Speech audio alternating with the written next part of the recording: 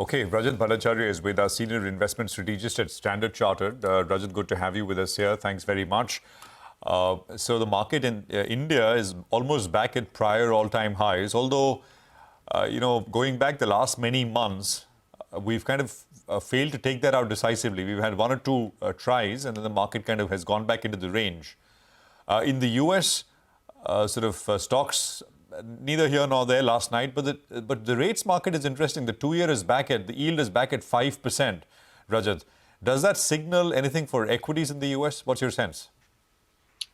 Hi, morning, Prashant. Yes, US equity markets, of course, have come off from their record highs. The key reason are twofold, of course, the upside surprise in inflation, and then you have the geopolitical tensions in the Middle East. Now, taking the first one in terms of inflation, we saw again data yesterday, Q1 data, surprise on the upside, but we knew that from the March data already that the inflation is turning around. Now, the key there is what happens to inflation and how does the Fed react? Fed is, of course, meeting next week. We don't expect any change next week. But to inflation point, what is driving inflation higher is, of course, sticky shelter inflation and lately auto insurance and medical services. If you take out of those three, shelter and auto insurance are lagging indicators. They are not really, the official data on inflation on those two are not capturing what is happening in the markets. In markets, we know the rents have peaked, the rents are falling off. So we do expect shelter inflation to come off later this year as official indicators mirror what's going on in the markets. Auto prices have come off, so auto insurance is also, inflation also should come off in the second half. So insurance we see coming down later this year. Growth trajectory is slowing. They're still robust. Services sector is still robust. Growth is still robust, but the trajectory is downwards. So we do see both growth and inflation coming off later this year in the second half, and that should enable the Fed to start cutting rates in the second half of the year. Okay, so Fed rate cuts expected in the second half of the year, right? What about a market like India? As Prashant was also saying, we are virtually at new highs now. And I mean, we've been at highs for a while, and this has been an uptrending market.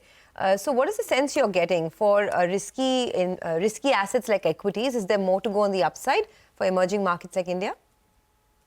Hi, Sonia. Yes, India is a very specific case, and I've maintained this before. It's an organic, domestic-led growth story, which is very different from what's going on in the rest of the world. Yes, India takes a lot of cues from the US, which is again another driver of global economy.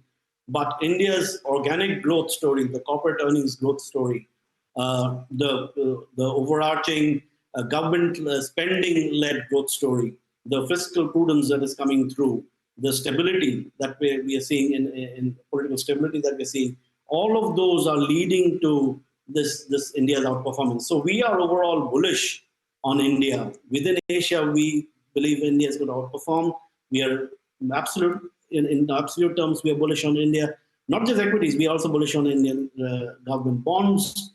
And that is basically, of course, the elections are going on, and the opinion poll suggests that there's going to be political continuity. That's going to be an added feature to this India story. All right. Hi, Rajat. Good morning. How much of the good news is in the price, though, for India? Political stability, earnings growth. We're trading at more than 20 times. Par for the course, or do you believe India rightly deserves a re-rating in terms of a multiple?